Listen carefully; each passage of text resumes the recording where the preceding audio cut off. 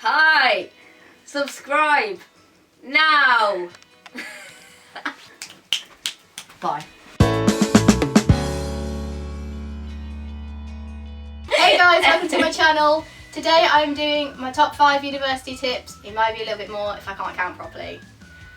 So I've noticed a lot of my subscribers are going to university or have been before or are working up to it. You might be really tiny like this one.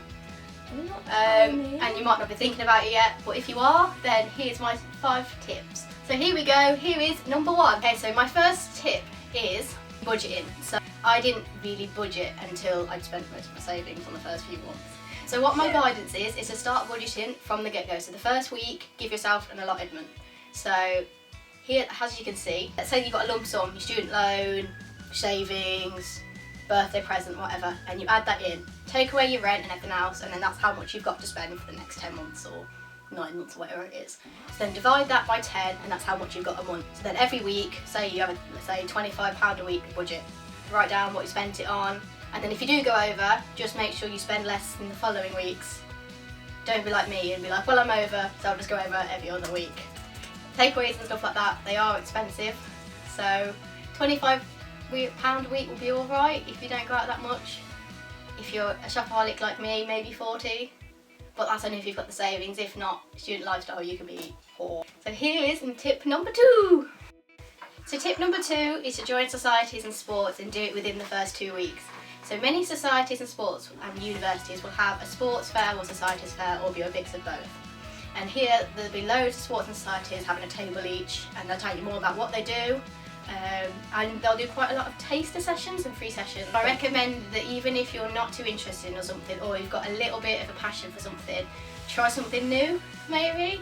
I recently tried yoga and now I absolutely love it, and there's nothing more that I can think of, and that was just because there was a session on and I was free. Also save some money for that, because I think on average a normal society is around £10 per society, and then the sports can go up to like £100 for the whole year for the society. Whoa! So when you're budgeting, which is step 1, make sure to add that in maybe first few weeks if you have some extra to spend, because they are really worthwhile and you do make a lot of friends from that, which was my number 1 issue when I joined. That was one thing I was really worried about.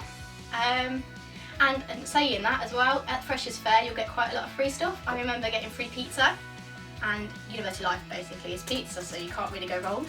So just go to your Freshers Fairs and just really not take the advantage of it, but get everything you can. So tip number 3 is about personalisation of your uni room and finding somewhere which is a home away from home.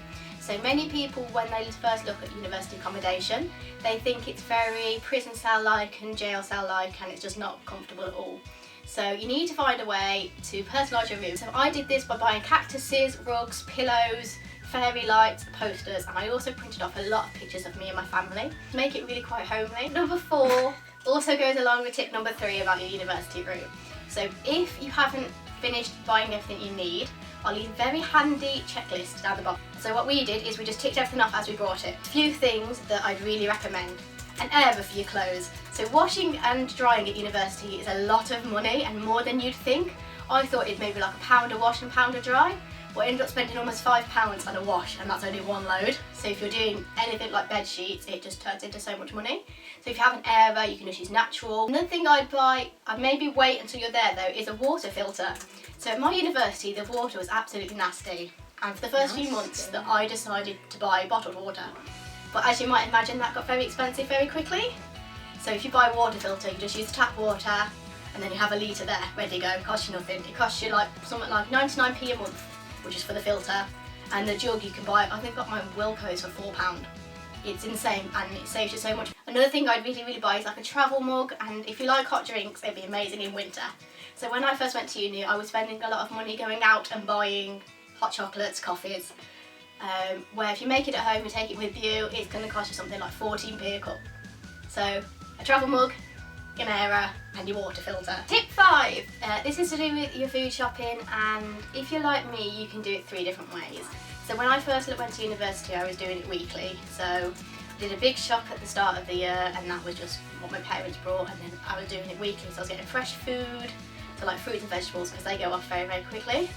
However, I have known people to do something a bit different, where they buy their food daily, because if you do it daily, you get a lot of food which is marked down because it is close to the date.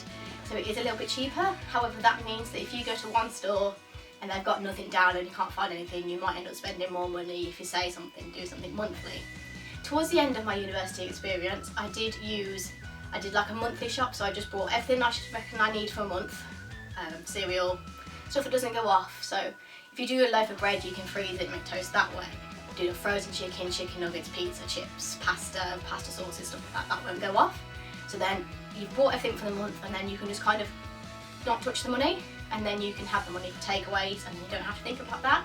That is really good when it comes to exam period, which I know you might be thinking, oh, it's a bit early to think about that, but it comes around so quickly.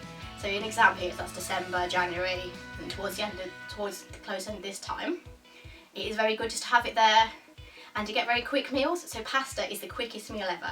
So you can come in, have something to eat, watch an episode of Netflix while you eat it, and then go out and do your vision wherever you want to. So that's the end of my YouTube video about my university tips. If you have got any more questions or comments, comment down below, and in a minute you'll see my end screen with a link to my latest video. Please go have a look, and I shall see you fairly soon. Bye!